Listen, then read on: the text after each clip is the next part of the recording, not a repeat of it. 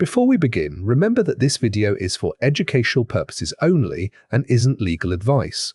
Case summaries are meant to support your study, not replace reading the full case.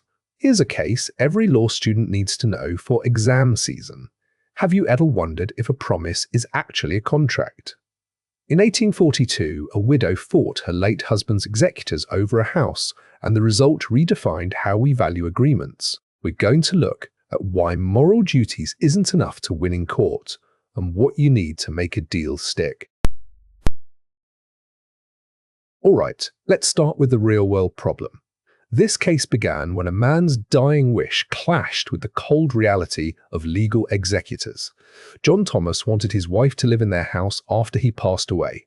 However, he didn't put this in a formal will that met all the legal requirements of the time.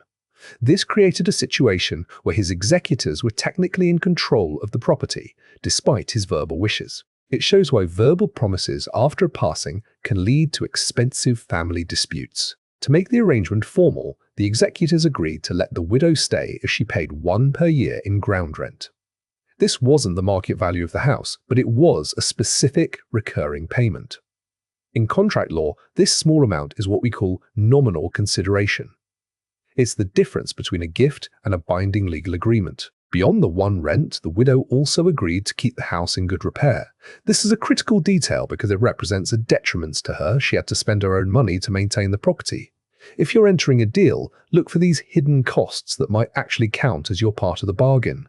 Maintenance isn't just a chore. In this case, it was a legal anchor for her rights. The executors eventually tried to kick her out, arguing there was no real contract. This brings us to the heart of how courts decide what a deal is worth. The executors argued they only let her stay because of the husband's moral wish. The court famously ruled that a person's motive or moral feeling for making a promise isn't the same as legal consideration. Just because you feel like you should do something doesn't mean the law will force you to do it. You need a tangible exchange to move from a favor to a contract. One of the most famous takeaways here is that consideration may want to be sufficient, but not necessarily adequate. This means the court doesn't care if you got a bad deal or if the price was too low. As long as something of some value, even a peppercorn, is exchanged, the contract is usually valid. This prevents judges from having to decide the fairness of every single price tag in the country. For a contract to exist, there usually needs to be a benefit to the person making the promise or a detriment to the person receiving it. In this case, the widow suffered the detriments of paying rent and fixing the house. Even if the executors didn't profit much, her loss was enough to make the deal binding. Always ask, what am I giving up to make this deal real? Since the widow was the one paying the one and doing the repairs, the consideration moved from her. If a third party had paid the rent, she might have lost the case. This is why it's vital to ensure the parties involved in the deal are the ones actually providing the value. The court confirmed that the one rent was real consideration in the eyes of the law. Even though it was a tiny fraction of the house's value, it was a legal obligation. This is why you see companies selling assets for $1 in corporate restructuring. It turns a gift into a sale, which carries much stronger legal protections. The executors tried to argue that since they were just following the husband's ghost of a wish, there was no new deal. The court disagreed, noting that the widow took on new burdens, rent and repairs, that she wasn't previously obligated to do.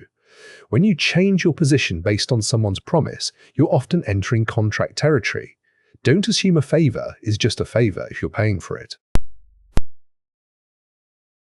How does a 180-year-old case affect your life today? It turns out quite a lot, especially when dealing with family or friendly business.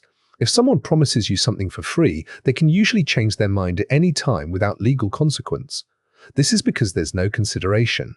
To protect yourself, even a token payment or a documented trade of services can turn a hope into a right. If it's important, don't let it be free. In modern business, we often use nominal consideration to make agreements binding. If you're signing a non-compete or an IP transfer, you might see a clause saying, for $10 and other good and valuable consideration. This is a direct descendant of the Thomas v. Thomas ruling. It ensures the contract is enforceable even if the primary benefit hasn't happened yet. Many people overpay or enter bad deals because they feel a moral obligation to a family member or friend. While that's noble, the law doesn't recognize it as a reason to enforce a contract. If you're relying on someone's good word because of your relationship, you're in a vulnerable position. Always back up moral agreements with a clear, valid exchange. Before you sign anything or assume you have a deal, here's how to apply the Thomas principle to your own life. Look at your agreement and identify exactly what is being traded. If you can't point to something of value, money, time, or giving up a right coming from both sides, you might not have a contract. This is the first thing a lawyer will check if things go wrong. If one side is doing all the giving, it's a gift, not a deal. Thomas V. Thomas went all the way to court because the parties couldn't agree on what value meant. Today, a contract dispute can cost tens of thousands of dollars in legal fees. It's much cheaper to pay a professional to draft a clear contract now than to fight over an ambiguous promise later. Clear consideration prevents expensive he said, she said scenarios. If you're dealing with real estate, inheritance, or high-value business assets, don't rely on common sense or moral promises. A licensed attorney can ensure that your consideration is sufficient and that the contract is airtight. If someone tells you we don't need a contract, we're friends, that's your red flag to get one. Protecting your interests isn't being rude, it's being smart.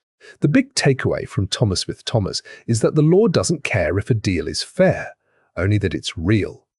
By ensuring there's a clear exchange of value, no matter how small, you move your agreements from the shaky ground of promises to the solid ground of contracts. If this guide helped you understand the mechanics of a binding deal, like and subscribe for more practical legal breakdowns. For more resources on understanding contract terms and avoiding common pitfalls, head over to Bar Exam HQ. Stay smart out there. Subscribe for more case summaries that make bar exam prep easier. Thanks for watching. Remember, this is educational only.